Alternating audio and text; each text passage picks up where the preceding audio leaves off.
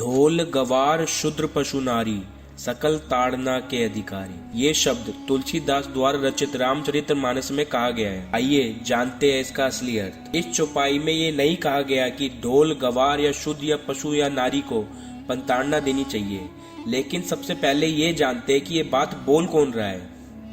ये प्रसंग तब का है जब भगवान राम सीता माता की मुक्ति के लिए समुद्र देव से रास्ता मांगते हैं, लेकिन 3 दिन बीत जाने पर भी समुद्र देव नहीं आते।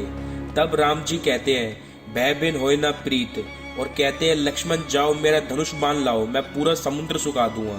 तब समुद्र देव प्रकट हुए और माफी मांगते हुए ये चौपाई बोलते हैं। तो सबसे पहली बात, ये चौपाई समुद्र द्वारा बोली गई है, राम जी द्वारा नहीं। दूसरी बात, यहाँ ताड़ना का अर्थ प्रताड़ना से नहीं है। तुलसीदास ने इस चौपाई में ताड़ना शब्द का प्रयोग किया है, ना कि पंताड़ना शब्द का। ताड़ना शब्द का अर्थ होता है देखना। जैसे कि कोई युवक किसी युवती को देख रहा होता है तो कहा जाता है कि वह लड़का उस लड़की को ताड़ रहा है। इसलिए ढोल को देखते रहना चाहिए, कहीं उसके नट बोल्ट अथवा रस्सी ढीली तो नहीं हो गई है। और ढोल के नट बोल्ट अथवा रस्सी ढीली हो जाती है तो वह ठीक से नहीं बज पाता है। इसी प्रकार गवार पुरुष को भी ठीक से समझाया न जाए तो वह ऊट पटांग कार्य करने लग जाता है और जग हसाई का कारण बनता है। इसलिए गवार पर भी नजर रखनी चाहिए। पहले के जमाने में सेवक को शूद्र कहा जाता था, और यदि सेवक की आवश्यकताओं पर ध्यान ना दिया जाए तो वह बेईमान हो सकता है अथवा समय पड़ने पर दगा दे सकता है। इसलिए सेवक की आवश्यकताओं की पूर्ति को देखते रहना चाहिए ताकि वह सदा वफादार रहे। इसी प्रकार पशु को भी दया भाव से देखते रहना चाहिए, क्योंकि पशु अपनी व्यथा किसी से बोलकर प्रकट नहीं कर सकता है।